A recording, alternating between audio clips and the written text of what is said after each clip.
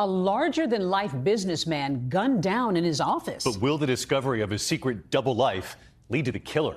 An all-new 2020 starts right now.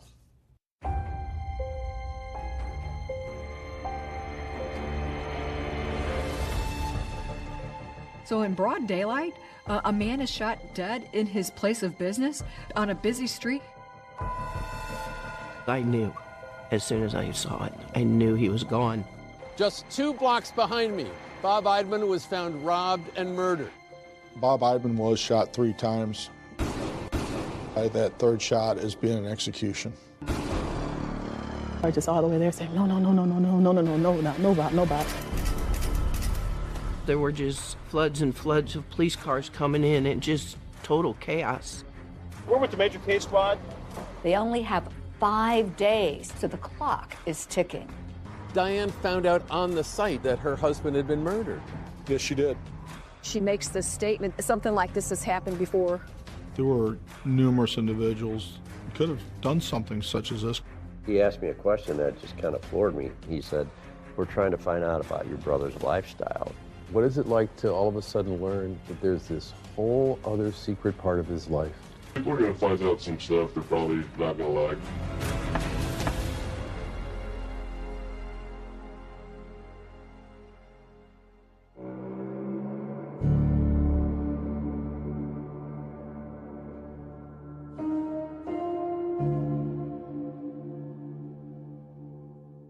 June 8th, 2007 was a typical day in St. Charles. It was a sunny day, and I was proceeding southwest here on First Capitol Drive.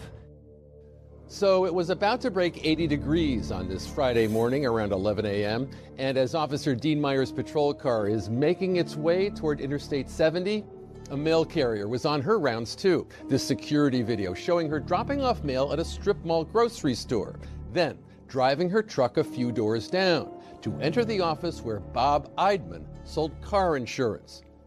Nobody heard her first scream. Our mail carrier was running up the street, and she was flailing her arms, and she was yelling for the police. Deborah Kennedy was the first person to hear those desperate cries and tried to catch up with her as the mail carrier ran into traffic on the busy road before Officer Meyer spotted her. I saw the mail carrier running up the hill with the phone in her hand. Stop, please stop! There's a man, I'm delivering the mail right now, he's lying on the floor with blood all over him. I asked what's going on, and she said Bob was laying on the floor and he had blood on his face. And she tries to investigate what's going on. She goes into Bob's office and gets the shock of her life. I went inside to see if I could help him. And when I walked in, there was plenty of blood. I watched his chest didn't move. I knew as soon as I saw it. I knew he was gone. Let me breathe for a second.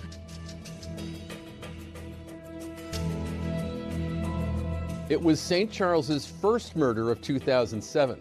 And right from the start, it was the kind of thing that just isn't supposed to happen here. That's because St. Charles, Missouri is an idyllic bedroom community. It's just over the bridge from St. Louis with a historic downtown and historic values as well. I guess the idea is that you're supposed to shed the stress of the big city as you come across the wide Missouri River and land here. But as we know, money woes, lies and rage and desperation, the grip of fear, they do not stop at the river's edge. Now we've got a whole team of officers from the St. Charles Police Department. They've converged on the scene of Bob Eidman's murder. There were just, floods and floods of police cars coming in and just total chaos. Immediately I responded to the area, to the scene. Bob is laying on the floor between the 2 desks. He's laying on his back, and there's a pool of blood around his head. Bob Eidman was shot 3 times. The first shot was superficial. It was a grazing wound to his chin. The second shot was to his neck, shoulder area, which knocked him down. A According to St. Charles homicide detective Don Stepp, the third and fatal shot had been fired through Bob Eidman's left eye as the assailant stood over his prone body. I would definitely classify that third shot as being an execution. This was an insurance office, and it was a fairly open area. We collected bullet casings, bullets, bullet fragments. We would mark the position, set up little yellow tents called photo markers. We would photograph it. We dusted for fingerprints. You're hoping that maybe you will find one fingerprint that may lead to a particular suspect. Police are seeking out anyone who might have spotted something that morning in Bob's office. With her office directly below Bob's, Deborah Kennedy didn't see anyone, but she might have heard something. I think it was probably around 10:30 or 11 o'clock. A friend of mine had come in. You know, I heard a couple noises, and we both kind of looked at each other, and then I heard a big thud on my ceiling. And we're kind of like, what the heck, is Bob doing up there? And so, being the way I am, I yelled up through the rafters, hey, Bob, keep it down. I'm trying to work down here. We came to the conclusion that those loud bangs that she heard was the gunshots in Bob's office. Police quickly worked to gather information about the victim. His name is Bob Eidman. He's 48 years old. He was married for a very long time, had no children, and worked in the insurance industry. But just recently, like the past 2 years, had just started this new company. He'd got like a franchise. He just started that on his own. As news begins to spread that something bad has happened at Bob's office, concerned friends and associates in the insurance business, they rush to the site, like the longtime colleague who asked that we call her Dana. What made you want to go over there? That's my friend. I wanted to make sure he was okay. I remember locking up my office. I had a client in there, and she saw how distraught I was. And I'm just in the car, just all the way there saying, no, Bob. What happened when you got there? Of course, they're spectators, so someone said that someone got shot. Didn't see Bob, didn't see him waving in the window, didn't see any sign of him at all. And then when they took his body out of the office, we knew it was Bob's body because he was a big guy. What's that moment like? Oh my goodness. It was the worst. Local reporters have arrived on the scene as well. Those reporters notice that a woman pulls up, and it turns out that she is the now widow of Robert Eidman. Her name is Diane, and Diane approaches the reporters, asking them if they know what's happening. And the reporters are saying that they feel uncomfortable telling her about her husband, so they direct her to the police. But Diane said that she hadn't heard from Bob all day, which was odd, and she kept trying to call him, and he never answered the office phone. So when she shows up and seen all the police cars, she knew something had happened, and she identified herself. Diane found out on the site, didn't she, that her husband had been murdered? Yes, she did. As investigators comb the area looking for video of any potential suspects, they happen upon this grocery store just a few doors down from Bob Eidman's office. Inside, they take note of the security camera that captured the mail carrier earlier that morning. It was right about there, pointed directly towards the front door. Once they get a look at the video it recorded, it's the first big break in the case.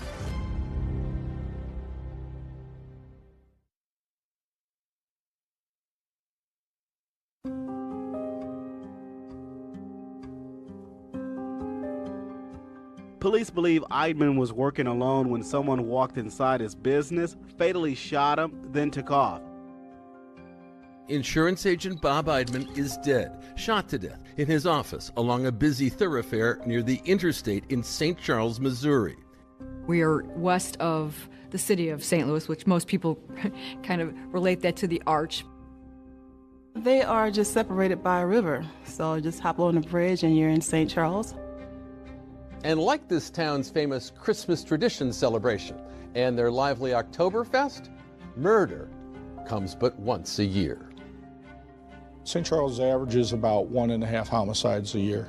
It's a pretty peaceful community, and people look out for each other. cold-blooded murder is not something St. Charles is known for, and the local cops will probably need some help with what looks like a big investigation. So they appeal to a special group for help. A request was made to notify the Major Case Squad. And they contact other departments that are in our area, and they send detectives that assist us. More than 30 detectives with the Major Case Squad are now looking for his killer. This elite Major Case Squad has a very high rate of success.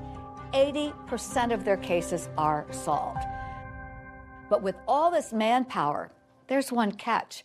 They only have 5 days to get the job done. So the clock is ticking. They're coming from all other agencies. At some point, they need to get back to theirs.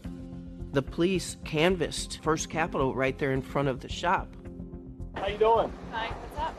We're with the Major Case Squad, and we're investigating a homicide that happened here Friday afternoon. Asking, did you notice something on June 7th? And then you can see in the distance those apartment houses. You talked to all the people who lived in those apartment houses too, didn't you? Every door was knocked on multiple times until we got contact. And could one part of Bob Eidman's line of work have put him in jeopardy?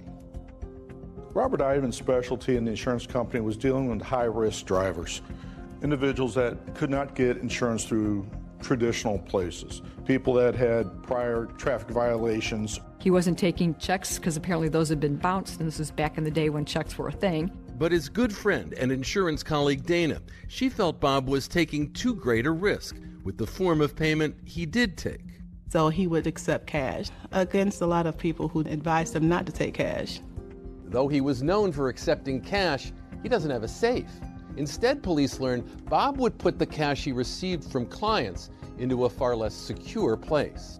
There was a drawer in Bob's desk that was locked, and you'd have to use a screwdriver to manipulate the lock to be able to open it. When police managed to open the drawer and they checked the cash box, oh, there's money inside, about $200. There was no forced entry, but it could have absolutely been a robbery. I know one of the things they were looking for was Bob's wallet missing. And you're looking for anywhere that somebody might have thrown something, like Bob Eidman's wallet. From the top of the roof, all through the grass, ditches, sewers, everywhere. We could not find the wallet. The wallet's going to be 90% of the time in a man's back pocket. And to get that wallet out, you would have had to struggle between the wallet and the inside of the pants, which caused some friction. I recommended that we cut the pants pockets out and send them to the crime lab. We just thought maybe a sample of skin cells could be found inside Bob's pocket. When we touch something or brush up against something, some of our DNA is transferred to the other object. If they're located, those skin cells can be broken down into DNA. So you were checking for DNA everywhere else, but this was just kind of out of the blue. You just thought, well, you know, we might as well give this a try. Yes, sir. It was the first time that I'd ever heard of anybody's pants pockets getting cut out. While one team is feverishly working to gather physical evidence, another team is talking to anyone they can find, talking to family, friends, anything that will help them glean information about Bob Eidman. Bob was a big teddy bear. He was friendly, he was bubbly. He called me Wild Woman. I think it has something to do with my hair. It grew on me. Bob was a funny little guy, and I say little meaning that I think he was probably about 5'4", 5'6". If we were going to say what size personality he had, like small to large, where would you put him on the scale there, Pam? I'd say extra large. His persona was just so, hey, you guys see me? I'm here. How would you describe his relationship to authority growing up? Not good. He defied authority with regularity. He had to go to summer school every summer. In fact, my parents tried to bribe him and said, hey, if you can graduate from high school in 4 years, we'll give you a car. He's like, show me the car first. We were in high school together. Bob was pretty forward. He liked to talk to the ladies and hang out and visit. Then he met Diane, and he fell in love with her, and they were real close. I believe Diane and Bobby made a fantastic couple. I really liked Diane. She'd put Bobby in his place. Bobby say something smart, she'd say something smart right back at him. She was taller than him. I don't think it really mattered to him at all. He ended up getting some lifts, so he felt like he was as tall as his wife. Bob and Diane had been married for 20 plus years. They did not have any children. So instead, his office featured photos of the muscle cars that he loved, while under his desk, he kept a copy of the Dreamgirls CD. He finally got to be his own boss, but there were great challenges, weren't there? Yeah, he started talking like, well, the business isn't doing so good. I haven't had that many people come in. He kept saying, you know, if I don't make this in the next couple months, I'm not sure. I might go under. Yeah, I'm not sure I'm going to be able to make it. Think about all that financial stress. At least one person thinks it was taking a terrible toll. I thought he committed suicide. You thought he was so despondent that he might have taken his own life. I did. Remember that video camera in the grocery store next to Bob's, pointing toward the street in front? Police have been poring over the footage, and now they may have found something of interest. There, that white car. At 10:50 a.m., you see the vehicle drive past the front doors, and 4 minutes later, you see it drive past the front doors, I believe a little slower, and almost like creeping along looking for something. Was this driver making sure the coast was clear? It wasn't the greatest picture, I remember that. It's always frustrating when you can't identify the people inside the vehicle. One thing we can tell is a white four-door vehicle. Luckily, I'm impressed you can tell it's a four-door vehicle. It looks like a white car. But it turned out the small St. Charles Police Department had a car maven. we have an individual at the time that could almost identify almost any type of vehicle. He was a big car guy. He said it was a Ford Focus. Like, I like cars, but honestly, wow. We're kind of looking at this several different ways. Is he having problems with a customer with a white Ford Focus? The bad news is that in St. Charles County, there are 1,300 Ford Focuses. In the state of Missouri, there are 5,000. 5,000 is a big number to have to deal with. But they're not finding anything suspicious until a gift-wrapped lead suddenly falls into their lap. A white car is crashed and abandoned nearby. And get this about the driver. He had bloody clothing on. Why has he got Bob's business card? I hope this is it.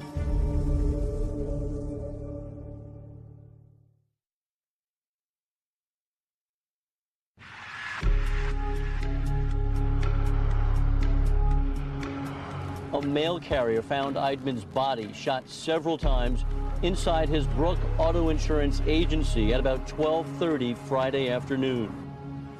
So in broad daylight, a man is shot dead in his place of business on a busy street. I'm sure it did strike fear. I don't understand why somebody would kill somebody right here. It was such a senseless killing that nobody really understood what was going on. I didn't want to go back to work the next morning. I wanted to get the heck out of Dodge. I wanted to get out of town. Police here in St. Charles, Missouri still had no motive, no witnesses, and no way to quell the rising fear of the St. Charles community. Fear and anxiety that grew even more after 3 men broke into a bowling alley, took $700, and tied up the janitor in the process. 2 men wearing masks and carrying guns rob a St. Charles bowling alley. Well, here is proof they had a gun, a bullet hole left in the office window. They busted in through the back door, shot up the office, tried to shoot open a safe. Geographically, it was just down the street from Brooks Insurance. And it was a bowling alley that we all bowled at, so at first we all thought it was tied together. So people wondered if there was a connection between the 2 robberies. And we looked at that, seeing if they were connected. And in the course of that investigation, we were able to eliminate it from being a part of this case. Police are knee-deep in Bob Eidman's murder investigation, and they come upon a really interesting scene. It's an abandoned, crashed white car.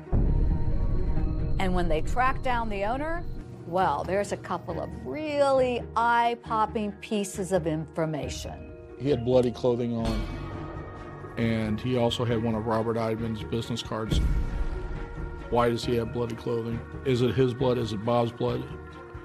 We have some questions we need answered. This could be it.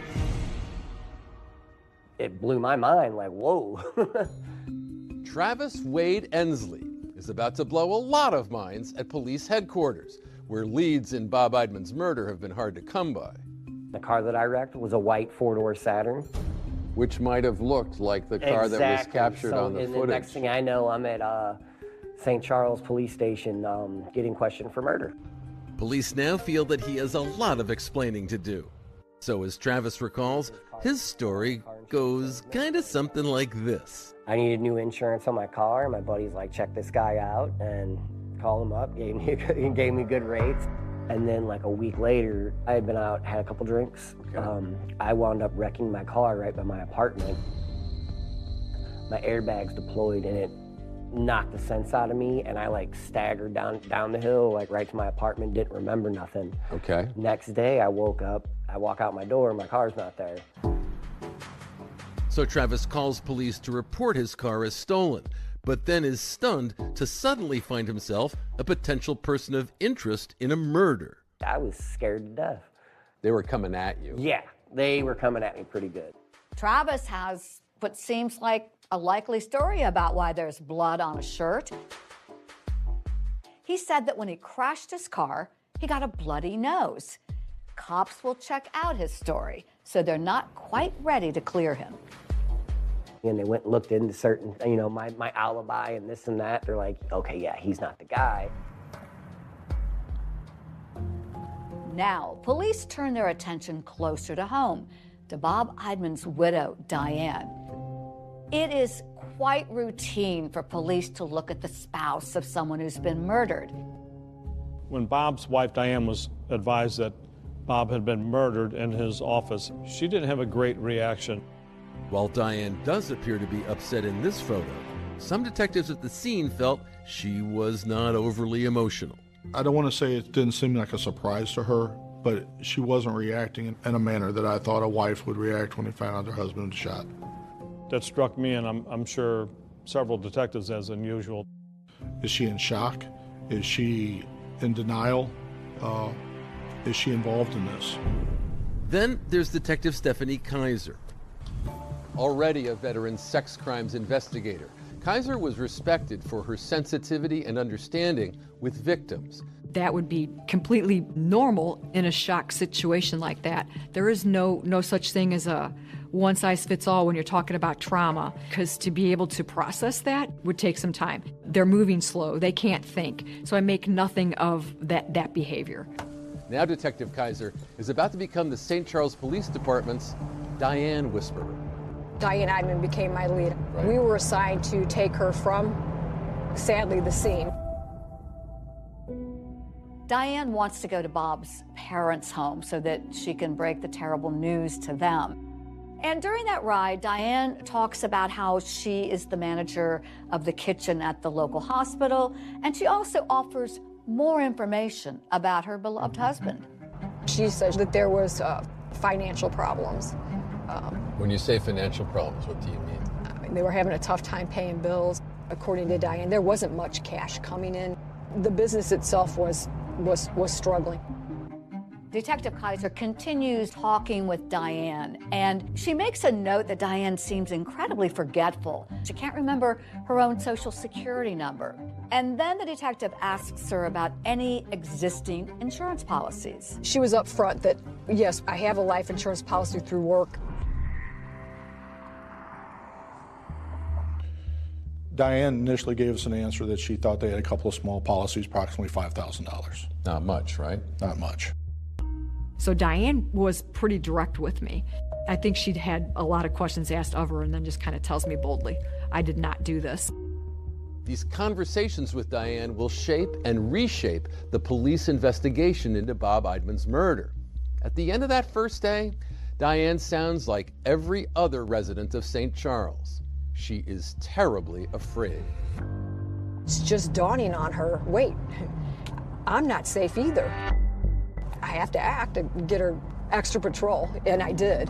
But you have to still go where the evidence leads. And no one knows yet where that evidence will lead, especially in the wake of the very first astonishing story that Diane Eidman tells Detective Kaiser, with words that will be ringing in lots of heads at police headquarters. One of the first things she says is, don't take this as a confession or anything, but this happened to my dad too. Has her father been murdered and her husband murdered as well? Has lightning struck this woman twice?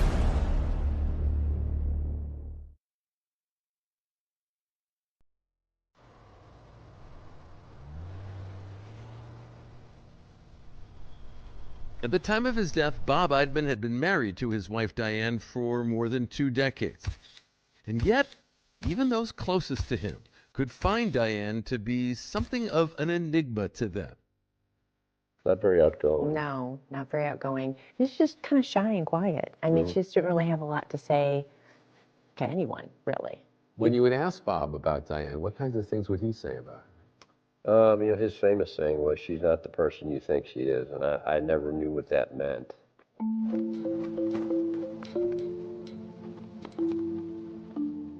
Now, Detective Kaiser was reeling from the incredible story that Diane had just told her. She makes this statement, don't take this as a confession, but something like this has happened before. And I'm not quoting Diane at this point, but somebody broke into the house and shot my dad. So when I asked, did they catch the person? How did she answer that question? She said, they thought my mom shot my dad. And we're wondering if lightning had struck twice in the same place. Diane Bowling Eidman, seen here on her wedding day in 1978 with her father Jerome, was just 26 years old when he was murdered inside the home he shared with his wife Lenore, Diane's mother. The murder case that made headlines in this region all began when a call came through in the wee hours on the morning of April 6, 1984. Gordon Adams was an officer with the St. Louis County PD. What went out over the radio when you heard the call? As I recall, like I say, it came out as a home invasion with someone shot. And so that's what we would consider a hot call. Well, when I arrived, it's 2:30 in the morning, maybe 2:35. So it's dark as can be. I immediately went to the door, knocked on the door, and Lenore answered. And the hair is pristine, and she's standing there in a kind of sheer nightgown. And she says, "My husband needs help. He's in the bedroom. He's been shot." What are you thinking when you're hearing this story for the first time? I mean, she didn't strike you as a woman who woke up in the middle of the night to find her husband murdered. No tears. The hair was all done. And I'm trying to get information for my report. And she actually lit up a cigarette. I'm thinking, this is your husband. He's just been murdered. She didn't have any emotion at all, almost.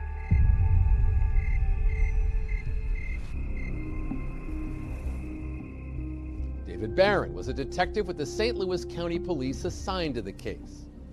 So Lenore Bowling was asserting that an intruder had come into the house, somehow found her husband's service revolver, used that service revolver to kill him, and then left. That's what she was saying. How did that strike you as a plausible story, given your years of experience in law enforcement? It was an improbable set of circumstances. And to throw into that, the garage door was open about a foot. Okay, that garage door over there was open a foot. And the inside garage door, leading it from the garage into the house, is the only door in the house that did not have a deadbolt. Diane's mother had told police she believed she was being stalked in the days prior to the shooting by a black male driving a black car who'd been leaving notes at their home. And there was a note found at the crime scene. Well, the last note that was found at the scene said, "This is for you, Pig, for what you did to me." No, I made a canvass later on of the neighborhood. No one saw a black male in a black car dressed in all black. Lenore Bowling was charged with the murder of her husband. She pled not guilty, and while she was awaiting trial, she moved in with Bob and Diane. How did Bob feel about living with someone who was accused of shooting her husband to death? Bob was not happy about that. He was scared. Yeah, He would he go was to very- bed every he was very night and say he would bolt his door, lock it closed. He did not. He was afraid. He didn't want to be in the house with her.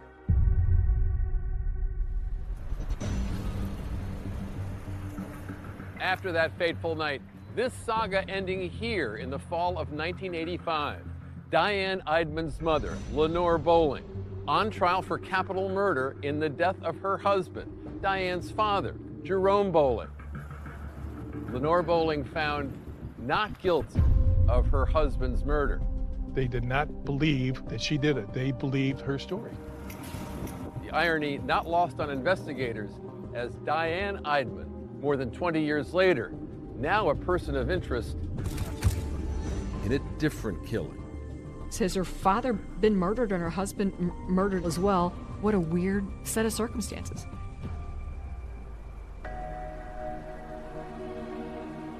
But it was something else Diane Eidman told investigators about her own husband that they said gave them pause. During Diane's initial interview, she was asked if there was any insurance policies. Diane said that she thought there was one policy, and she thought it was just a small policy, approximately $5,000. She describes that she has a life insurance policy through work. She's not sure about the details on that. I was contacted by an insurance company and told that there was additional policies for Robert Eidman that we were not made aware of that were quite substantial in size. Now with Bob's death, police say she was suddenly in line to receive more than $300,000 in life insurance. We did not know if Diane had forgotten to tell us about those policies. Did Diane know about those policies?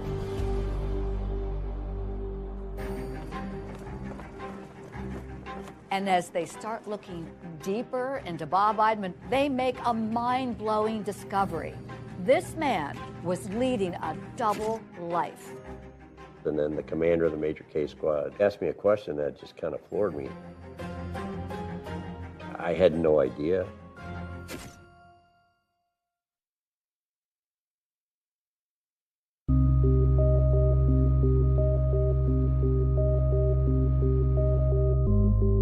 I went to Bob's funeral, and it was sad to see him there. I didn't expect to go see my friend in a casket, and I felt horrible for his wife and his family. Bob's older brother by 21 months. Glenn Eidman grew up as a straight-A student, and he was a frequent target of Bob's verbal barbs. How did he feel about you being a policeman? He made fun of me a lot. He did not like that. Wasn't big on police. He got in trouble growing up. Glenn always believed that Bob was his mother's favorite. Even so, he said he was not prepared for what he says she asked him to do as they attended Bob's funeral. At his funeral, my mom was confined to a wheelchair. She was in very poor health. So she goes, "How could somebody do this to my boy?" I said, "Mom, I don't know. I don't know why." She goes, "Well, I want you to find those people. I want you to kill them." And I said, "That's not how this works. You know, I'm a police officer. I can't do something like that." But she was very devastated, and literally 3 months after his death, she died. She just lost her will to live. It was kind of a rough year, for sure. I went up to the funeral and seen Diane as she was broken up, but I didn't ask a lot of questions. She never really said a whole lot. She really didn't say a lot about anything. She was pretty quiet. I was just watching Diane and just grieving with her. And I noticed there was a large police presence. And I just thought that was odd for a funeral. But if they suspect the murderers to be there, then they were there for a reason. At the time of Robert Eidman's funeral, we set up surveillance and we recorded video of the attendees at the funeral, as well as obtaining the guest book. for the services. Police check out every name on the funeral registry. It takes them nowhere. Meanwhile, it's day 4 of the Major Crimes Task Force investigation. The clock is ticking, but still no good leads on who killed Bob Eidman. We were striking out. There was no one that could really come up and say, Bob's having a problem with anyone. But then the Major Case Squad does a deep dive into Bob's email, his phone and computer records. They're searching for any hidden clues. They make a discovery they're eager to know a lot more about, just as Glenn comes in for his interview. You know, they put me in an interview room to ask me some questions. I said, you know, I have nothing to hide. You don't have to play these games. You know, ask me whatever you want. And he asked me a question that just kind of floored me. He said, we're trying to find out about your brother's alternative lifestyle. I said, what alternative? He goes, his affairs. You know, I go, you think he's out picking up women? I mean, that just ain't happening. And he's like, your brother was gay. I had no idea. We had no idea. We did not know that. Turns out this long-married insurance agent was leading a secret double life. While we were analyzing Bob's computers and it was discovered that he was visiting male-on-male websites were sexual in nature, and he was making contact with some of these places.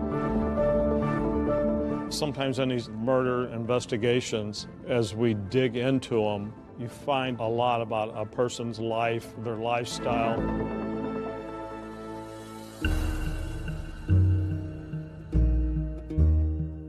When you have a secret, what vulnerability does that give someone like Bob Eidman? Anytime somebody has a secret and somebody knows it, and you're keeping it a secret for a reason, people can use that as leverage to get their way if they want to blackmail you or extort you. As investigators continue searching through Bob's phone records, they find something else noteworthy. One phone number keeps popping up, belonging to a man from out of town. They had an intimate relationship. They would rent a hotel room somewhere and visit each other. Automatically, a flag gets raised. What is it like to all of a sudden learn that there's this whole other secret part of his life that you knew nothing about? It was upsetting. I guess I felt he should have been able to talk to somebody about that. He shouldn't have had to hide that life. He shouldn't have had to lie. Having a relationship and being gay that's just part of life. And I wish he would have been able to share that with us. Yeah. How you doing? Police bring in this secret lover for questioning. They can't help but wonder, would this man have a reason to murder Bob? And what about Diane? Could his existence have set her into a murderous rage? We've altered the man's voice. People are going to find out some stuff they're probably not going to like. Feelings can run wild with someone. If I can't have you, nobody's going to have you. It gives people motive. And as a young, untested detective is taking on his very first big murder case, a totally unexpected assist from the cutting edge of forensic science, it's going to take this investigation into surprising territory and bring answers at last to the key question: why was Bob Eidman killed? It blew my mind when the results came back. It was the golden ticket. This is what we were looking for.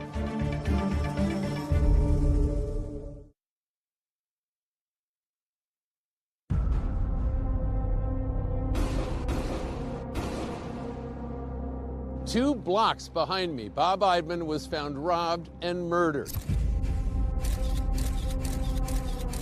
Diane found out on the site that her husband had been murdered. Yes, she did. She makes this statement, something like this has happened before. Somebody broke into the house and shot my dad. It absolutely crossed everybody's mind that this was kind of a copycat murder. I've told her, hey, your husband's been killed. Your marriage is about to be put under a spotlight. We discovered that Bob was having an affair. She had found out that he was having an affair with another man, and that she was very angry about that. They'd had an argument about that. Diane was asking, are you telling me my husband's gay? This is one of those bizarre cases where all the evidence seems to be pointing in one direction, then suddenly the rug is pulled out from under you, stunning everyone. I was very shocked. We cut open the pocket, swabbed the edges, hoping to get possible DNA. And the next day, State gave me the name. I was sitting in the same room with the person that shot and killed my brother.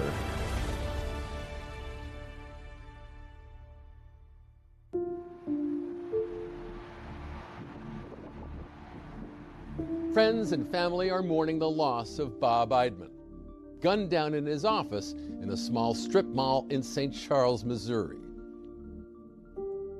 A man that loved life, always wanted to have fun, always wanted to enjoy himself. He had a great personality, very funny, very intelligent. He seemed like a nice guy, but after you got to know him a bit, that's when the Bobby came out. I mean, he was extremely comical. He'd make me laugh so hard. I mean, it would hurt. He liked to have fun. He loved muscle cars. And as far as in the office, you heard him. He was a loud guy. He was one of those guys that when he got on the phone, you kind of put your earplugs in because he was pretty loud. Larger than life, he was. I could depend on him when I was not in a great place. He would talk and he made sense. Now Bob Eidman was dead, and nothing made sense. It was a little before 11 a.m. on June 8th when a mail carrier discovered Bob's lifeless body on the floor of his office. Stop, please stop. There's a man, I'm delivering the mail right now, he's lying on the floor with blood all over him. Bob Eidman was shot 3 times. There was no forced entry or anything. He was a business that was open for business, but it could have absolutely been a robbery. Robert Eidman's specialty in the insurance company was dealing with high-risk drivers, individuals that could not get insurance through traditional places. So he would accept cash against a lot of people who didn't take cash and advised them not to take cash. This is a huge murder case in a very small town. And with more questions than answers, St. Charles PD needs help, and boy, do they get it. Enter the elite major case squad. 20 to 30 detectives will respond, and the only thing they will work on for the next 5 days is that situation they've been called out on. The investigation into Bob Eidman's murder is all hands on deck. One of the things that we were not able to recover or locate was Robert Eidman's wallet. Bob's wife Diane said he always carried his wallet in his back pocket. Police are desperate for leads, so they're going to try something unconventional. They cut the back pockets out of Eidman's pants to send for something they call touch DNA testing. We just thought maybe a sample of skin cells could be found inside Bob's pocket. It's a newer technology, and it's a long shot. Police, meanwhile, canvassed the neighborhood where the crime occurred. They're knocking on doors. They're looking for every clue they can find. During the area canvas, there's a Mexican grocery store. It's just a couple of doors down. I think it was on the end of this particular strip mall, and they were able to locate some surveillance video. A white car passing by twice, but the video is grainy. In that video footage, we saw a Ford Focus. We were not able to get a license plate due to the angle of the camera, and we were not able to see who was in the vehicle. With lead after lead coming up empty and the clock ticking on that major case squad, Diane Eidman. She remains a subject of, well, we'll call it curiosity. She was, after all, the person closest to Bob. It is quite routine for police to look at the spouse of someone who's been murdered. Tough questions need to be asked about the state of the Eidman's marriage. I took that a step further. Has there been any time that you two argued? Has there been any time that you were unfaithful to him or he was unfaithful to you? Diane insisted the marriage was fine. But when investigators seize Bob's computers to be analyzed, they make a shocking discovery. Bob's been visiting gay websites online. He's looking for massages and sexual relations. Bob Eidman had been leading a secret life. And a search of phone records reveals so much more. We found several calls that were coming in and coming out pretty much the same time each day. We discovered that Bob was having an affair. A secret relationship with a man who lived more than 3 hours away. Police take a drive to interview him. He was very forthcoming in the fact that the relationship between him and Bob was an intimate relationship, but very much affectionate and loving. They'd hoped to be together at some point. It wasn't like a quick fling, kind of out the door kind of thing. I think that's what it was going to be. We just became good friends and just kept talking from then on.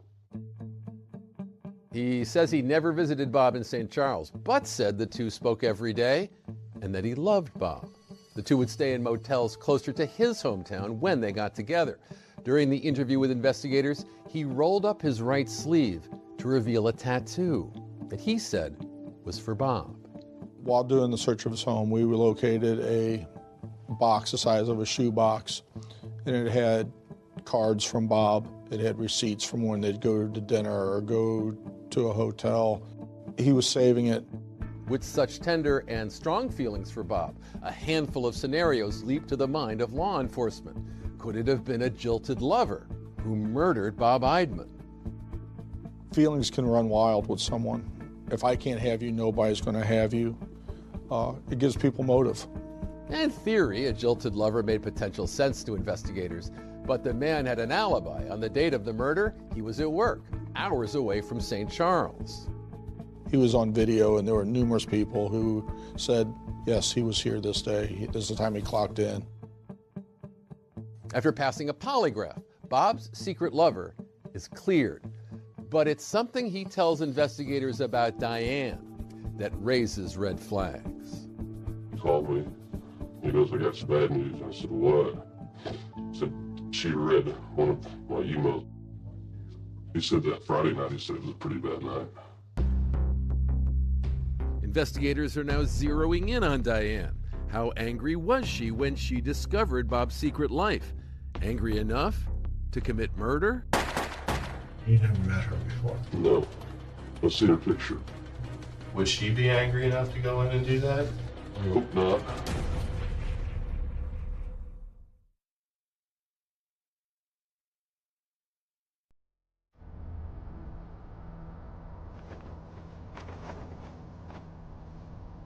Days after Bob Eidman is murdered in his office, police discover the long-married insurance agent had a secret male lover, a man whom he met up with for motel room trysts and who he spoke to every day, a man who was devoted to Bob. Did you guys love each other, or was it just a very close, personal relationship? I loved it. But I never said it to him. The secret lover is alibied out for Bob's killing, but in a frank session with police, he says Bob told him that Diane had discovered their relationship, and he says that Bob had told him Diane's reaction had led to a full-blown argument between the two. He said that, she said who's and, so this is, I think he said this is just, a fantasy deal or what have you. It's what Bob said. She asked him if we were sleeping together, and he said no. He said it was pretty rough that night, that Friday night. It was up to Detective Stephanie Kaiser, the Diane Whisperer, to broach the delicate subject with Bob's widow while interviewing her at the Eidman's home. Kaiser said Diane told her that she'd learned of her husband's relationship with the man after discovering an email between the two, that Bob denied having an affair, but it was the tone of that email which had deeply hurt her feelings. She describes it as he's telling him intimate things that he hasn't told me. She's telling me I felt hurt because he wasn't speaking to me that way. So they're married. What do you think she meant when she said that? What kinds of things were they saying to each other? I didn't ask the specifics, but I'm just talking to her about it. Did this happen? Could this be a motive? In Detective Kaiser's account, Diane seemed to be struggling a little bit with the nature of her husband's relationship to the man, or what they did during their time together. When I'm interviewing Diane, one of the things I asked was, I asked a lot of different things, to the point where Diane was asking me questions like, are you telling me my husband's gay? I asked her, what did Bob tell you? What are your impressions? Her response back was, he told me no. He was going there to meet with him. They worked together, and he needed the stress relief. Kaiser said Diane told her that when she learned of the relationship after discovering that email, she and Bob discussed it, but they never argued. I'm telling Diane, Detective Stepp and Detective Grove are talking to him now. He's saying you guys had a loud, angry argument. She said, I don't know that it was loud and angry. Well, that's what he's saying. You know, Diane, what say you? She said, I told him it was over. I told him he was going to end that friendship. But she said, I don't know if I was yelling and screaming. I go, well, that's what he's saying. I'm just asking. So. But she laid her foot down. She gave him an Yes. ultimatum. You are not to see this guy anymore. Yes. As far as you know, did Bob adhere to that ultimatum? No, he did not. Diane Eidman finds herself sitting in a polygraph room at the St. Charles Police Department. So Diane was pretty direct with me. I think she'd had a lot of questions asked of her and then just kind of tells me boldly, I did not do this. I didn't. Diane is just direct. Diane Eidman voluntarily submitted to a polygraph, and the results came back being inconclusive. She doesn't pass, but it's inconclusive. So it's just still kind of puts her in that iffy category, if you will. Adding to investigators' frustration, a day after Diane takes that polygraph test, the clock expires. The major case squad is out of there. 37 officers, 15 different departments had spent more than 2,500 man-hours investigating, with no arrests. A frustrating end to a furious search for answers. When it goes back to our police department at the time, it is frustrating knowing that you didn't solve this case and it just goes on to an active case file to be looked at as further investigative leads come in. At that point, I'm assigned the investigation. The task of solving the murder of Bob Eidman now falls to a junior detective in the department, Don Stepp. When my sergeant came up and asked if I would like to be assigned this investigation, I was overwhelmed. It's one of those things, am I ready to do this? You don't want to say no, it's an opportunity. I wanted to see this investigation to the end. Don had contacted me and said, I'm starting from scratch. I'm going to take this entire investigation. I'm going to do everything over again. What did that feel like to hear? Well, it was refreshing to, I just felt like there wasn't a lot there. In 2007, I had only been a detective for 4 years. I was the young guy in the squad.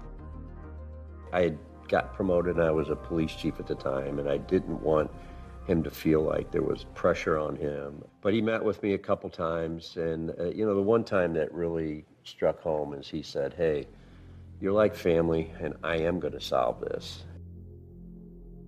What motivates me to keep going on this investigation is there's someone or someones who had killed Bob Eidman. Bob Eidman needs someone to stand in his corner. Detective Stepp continues to immerse himself in the details of the case. It had been over a year since Bob Eidman was murdered, when Stepp is at the airport in St. Louis and he spots Diane. I was off duty, and then I was picking up a family member at the airport, and Diane was walking my direction. Despite the time that had passed, Diane had never fallen off of Stepp's radar. Diane Eidman knows that you're keeping a close eye on her, doesn't she? Yes, sir, she does. How would you characterize the look on her face when she saw you? Shock. I believe at that point she thought she was going to be arrested. But the surprise of a chance encounter pales in comparison to the shock investigators get when they receive a call from the crime lab. Remember that pocket police cut out of Bob Eidman's pants to send for DNA analysis? It blew my mind when the results came back. It was the golden ticket. This is what we were looking for.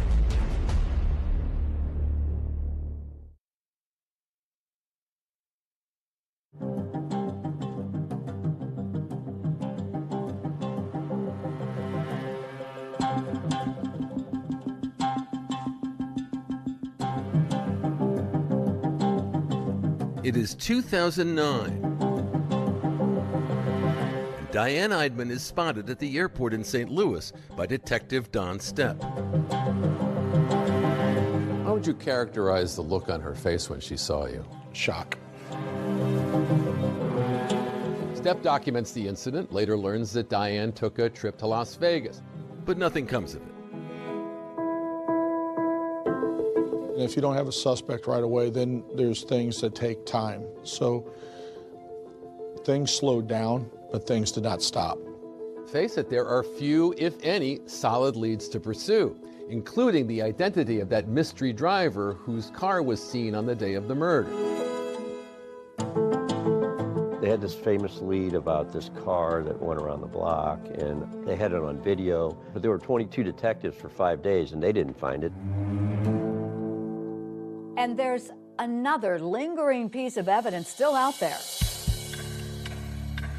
That touch DNA taken from Eidman's back pocket. It was sent to the St. Louis Major Crimes Lab. Anytime you submitted any kind of DNA information, DNA samples, it was going to be a year or more before you got an answer to it.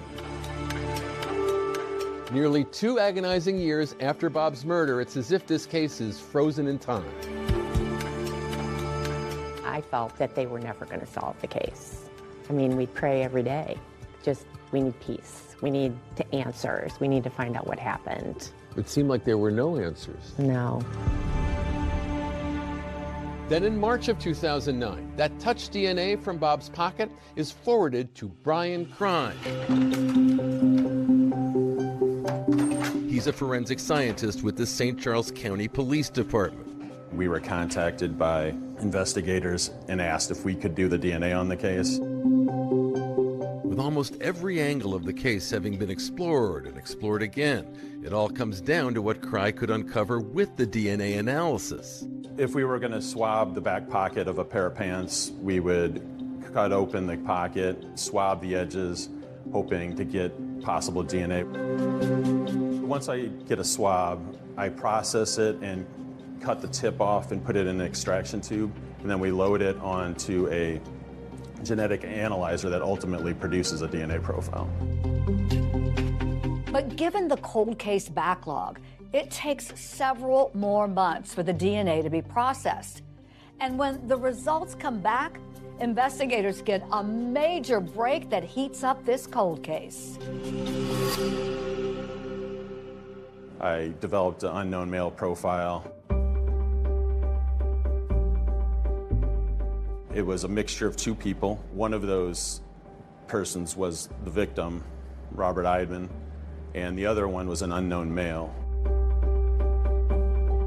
I knew once we obtained the DNA profile, the identity of the individual in Bob Eidman's pocket, I knew that was the golden ticket. I knew that was when we were going to be able to close this case.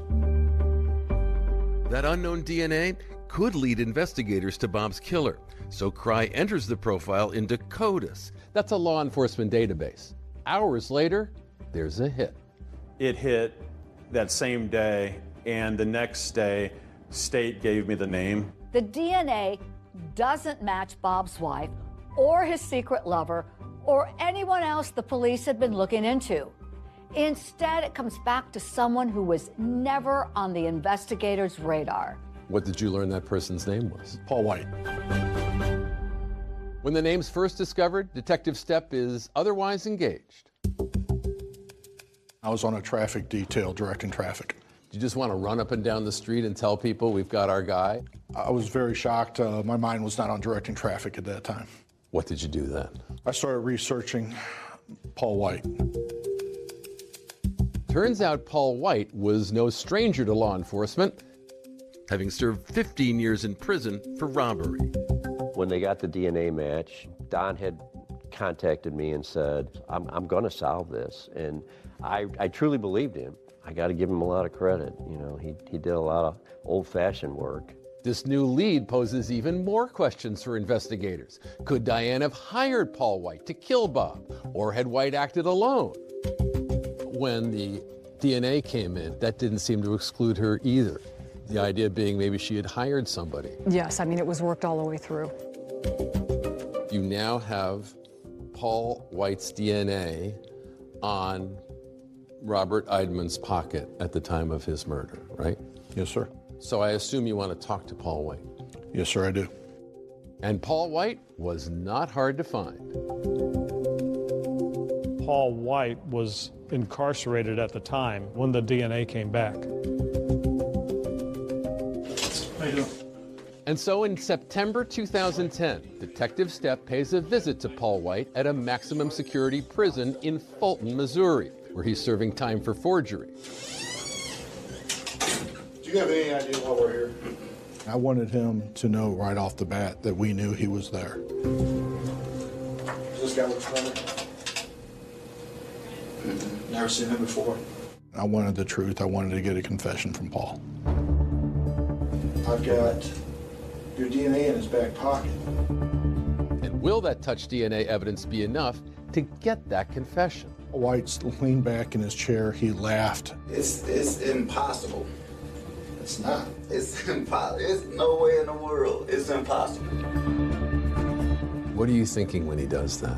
I'm thinking this is going to be a long interview. I'm getting taped and stuff, and I'm what the man.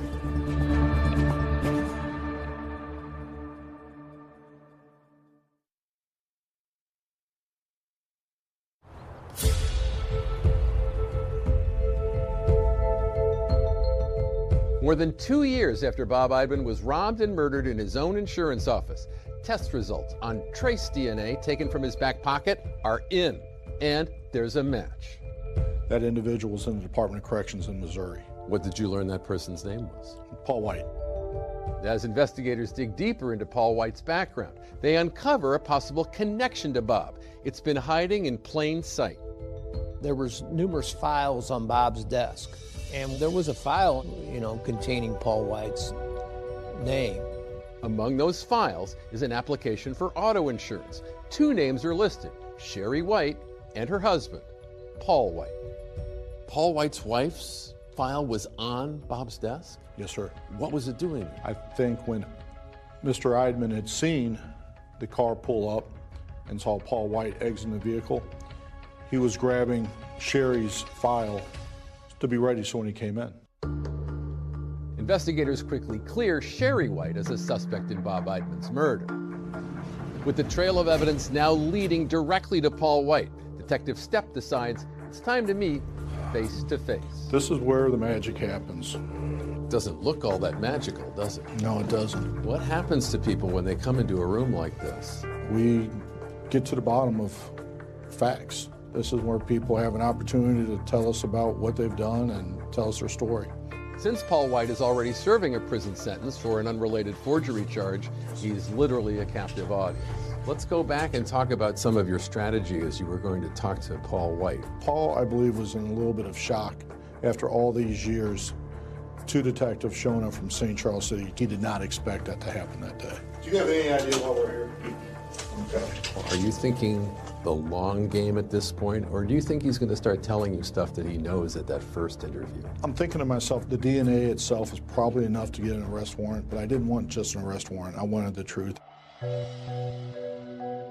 Before I ask any questions, you must understand your rights. You don't have to make a statement or answer questions. You have the right to remain silent. Do you understand that? Did you put your initials there, Paul, for me? I think initially Paul White's attitude was very kicked back, relaxed. First of all, do you know a guy named Robert Eidman? Never heard of that guy? I even put a picture down in front of him and asked him, do you know this individual? Right. Does this guy look familiar? Never seen him before. Eventually he came back around and said, yeah, I thought that was his wife's insurance man. That picture I showed you, that's Robert Eidman. Okay. You said kind of looks familiar? Yeah. That's the guy we got the insurance from. And I explained that we were working a homicide investigation, and I explained that his DNA was located in his back pocket. Do you think there's any chance that your DNA is going to pop up inside that crime scene? From a robbery.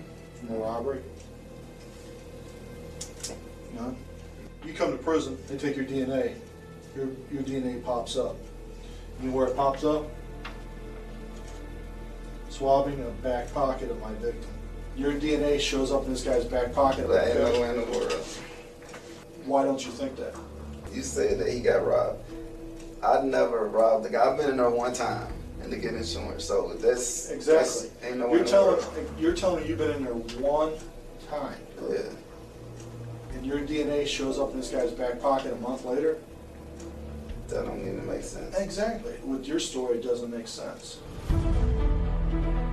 Again and again during that first interrogation, you tell him, I've got your DNA. I mean, you must have told him, what, 10 or 15 times in the course of that conversation, right? At least 10 or 15 times. He kept saying, there is no way.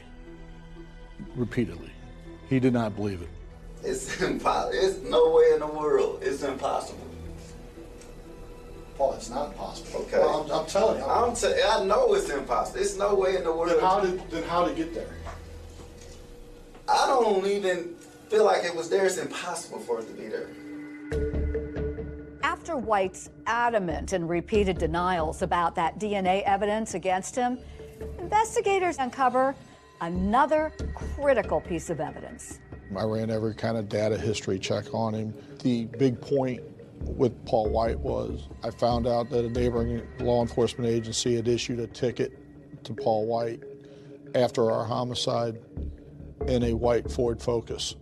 That's right, a white Ford Focus. And remember, that's the very same vehicle make caught on a surveillance camera the day Bob Eidman was murdered.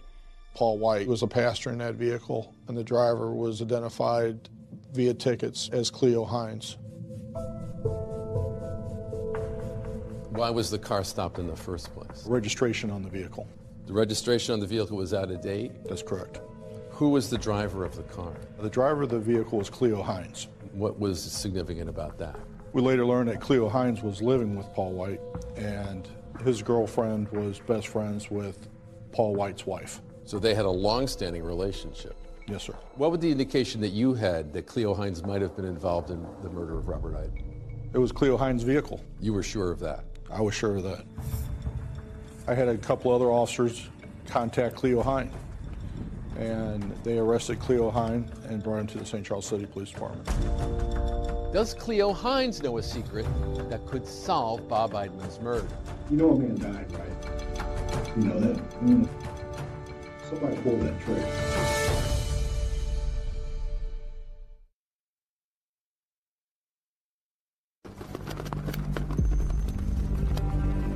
After several years of lead after lead turning cold, the investigation into Bob Eidman's murder is now heating up as lead detective Don Stepp zeroes in on a new suspect, a man named Cleo Hines. I was going to take the same approach with Cleo Hines as I did with Paul White.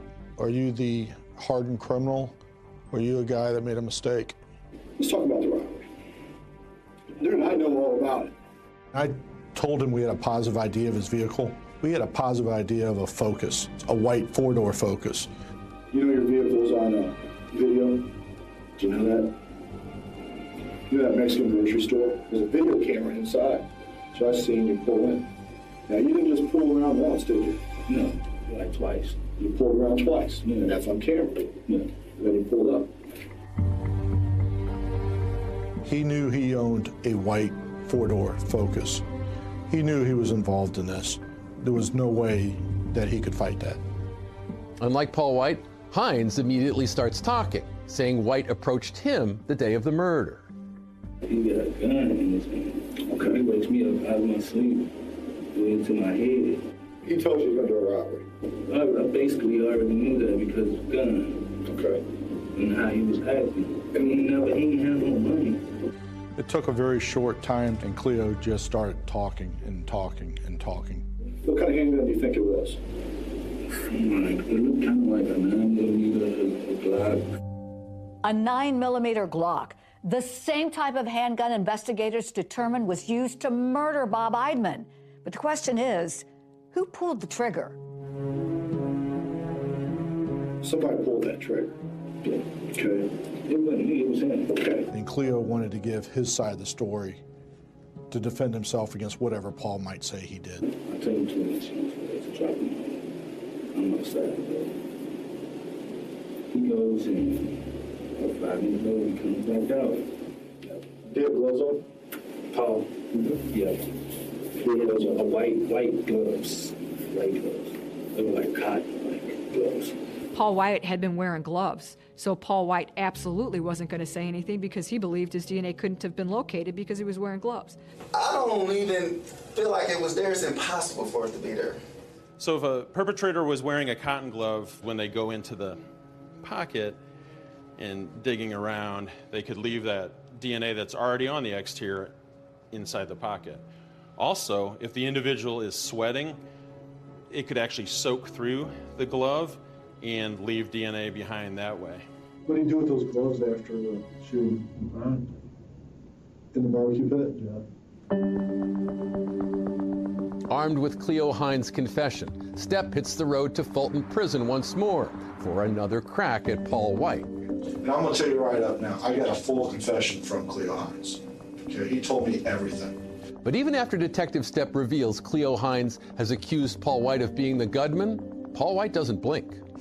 If you got Cleo saying that I did this and that, he's evidently lying to you. And I don't know why he would even say that I would put a gun to his head and force him to do something. It's hard to do an interview to get a confession from somebody for a murder.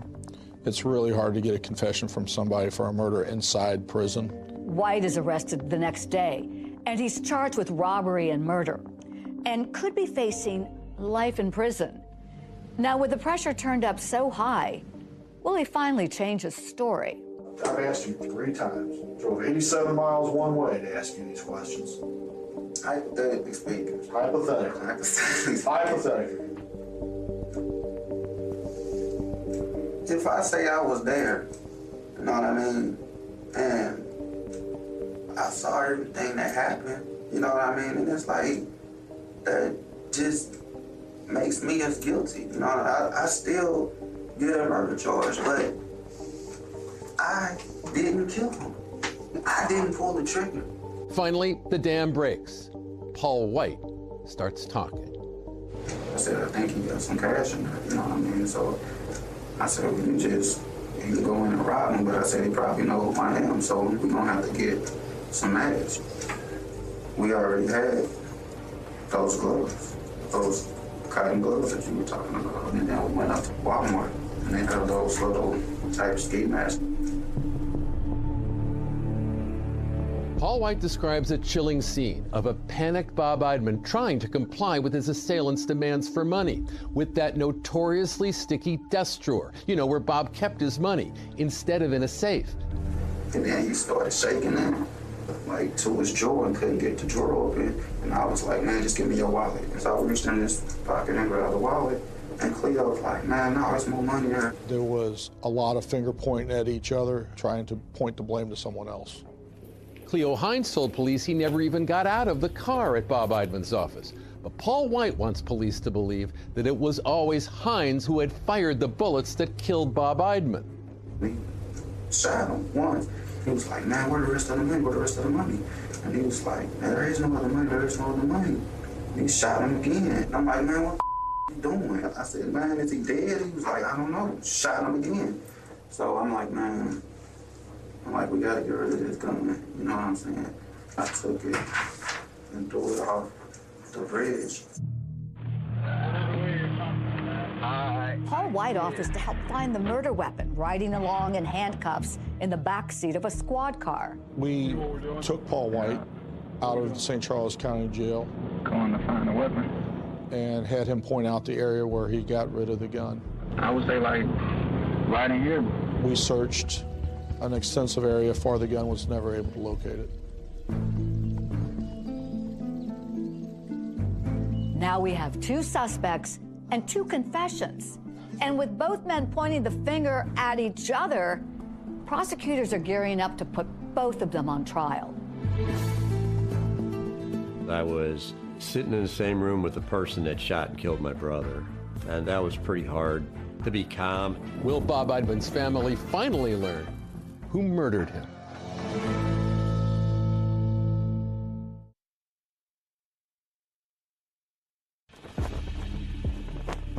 At the climax of a more than 3-year investigation that at one point involved 37 officers, cops finally learned the details of what was stolen the day of Bob Eidman's murder. How much money was in the wallet? wasn't nothing but like $300. So how much you Like get? 150 apiece. 150 apiece. Paul White and Cleo both advised they went to the casino after the homicide and lost the $300 almost immediately. He went to the casino because that's what he did with life. He lost the money. Yeah, basically did for nothing. Right. It's hard to think about a man's life being taken for $300.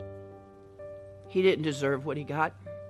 He was running a business, trying to make a living, and somebody felt that what he had, they needed too. And so they took it from him. They could have taken his money and left. They didn't have to kill him. As far as any connection between the two men accused of killing Bob Eidman and Bob's widow, Diane, Paul White revealed to investigators that he didn't even know who she was. Do you know a woman named Diane? No. You don't know a woman named Diane Eidman? No. With Paul White and Cleo Hines now both charged with Bob Eidman's murder, it now falls to Detective Stepp to break the news to Diane Eidman, who had long been in his crosshairs. I met Diane at her place of employment, and I said, Diane, this is over. We have the individuals, and we have the charges on them for killing your husband. Was she angry at you? I don't believe she was angry at me. There was a lot of stress that just came off Diane. You could almost see it leaving her body as she was shaking and crying. She was very happy that this was over. Here, some 5 years after Bob Eidman's murder, Paul White and Cleo Hines are set to stand trial in this courthouse. 2 trials, 2 defendants, with 2 totally different accounts of the crime. First up at trial, Paul White, who pleaded not guilty to first-degree murder and first-degree robbery. Really didn't know what to think when I came into trial because I was sitting in the same room with the person that shot and killed my brother. And that was pretty hard. The trial for Paul White lasted 3 days, which is actually very short for a murder trial in this county. The trial was swift, and so were the deliberations. The jury needed just 2.5 hours before delivering a verdict. Paul White, guilty of murder and robbery in the first degree. As for Cleo Hines, he decided not to put his fate in the hands of a jury. Before his trial, he entered what's known as an Alford plea. An Alford plea is a plea in the state of Missouri where an individual will not say, I did it, but there's enough evidence to say I did it. With that plea, Hines is convicted of a lesser crime than White, second-degree murder and first-degree robbery. He received 2 life terms, but while Hines' sentence offers the possibility of parole, Paul White will never again see the light of day outside a prison. Paul White was sentenced to life without parole in the Missouri Department of Corrections. The investigation into Bob Eidman's murder had cast a shadow of suspicion on his widow, Diane. Now she stood in court and gave her own account of all she had lost. Were you there for Diane's victim impact statement? Yes, we were. She said, I'm going to be alone for the rest of my life. You took my best friend. You took my husband away from me. She told the court this in part: I looked over my shoulder for 5 years afraid, never knowing if the people who killed Bob were coming after me, or did the police really believe that I killed my husband? I do feel like the system worked. The killers were caught. Science prevailed and overwhelmingly provided evidence that got them a conviction.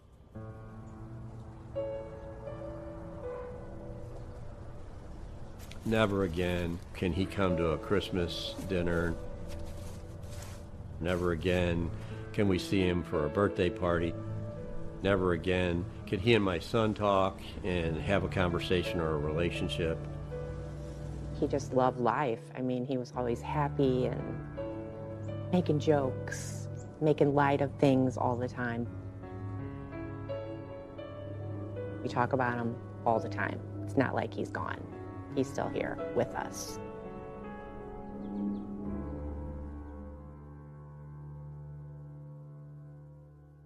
Both Paul White and Cleo Hines have tried appealing their convictions, but both were denied. White's life sentence carries no possibility of parole. Hines' first opportunity at parole will be in March of 2034. That's our program for tonight. Thanks so much for watching. I'm David Muir. And I'm Deborah Roberts. From all of us here at 2020 and ABC News, good night.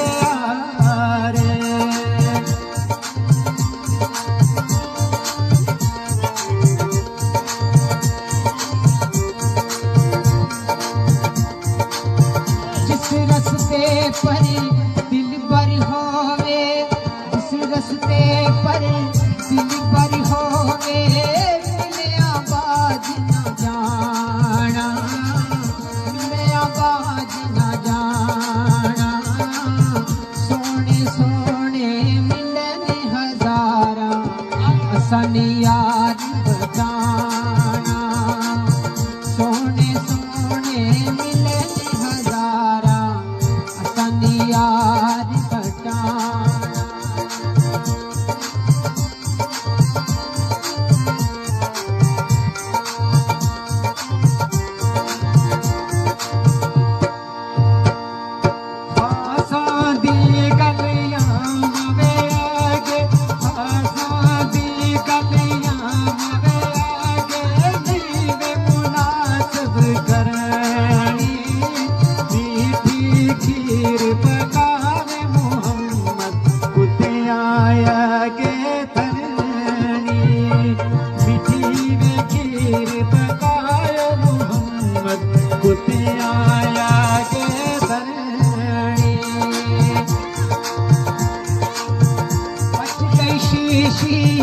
अतरा वाली भज गई शीशी अतरा वाली ना जुड़नी ना भरनी अखियां दा जद नूर ना रेया फेर किए लख करने अखियां दा जद नूर ना रेया फेर के लख करने।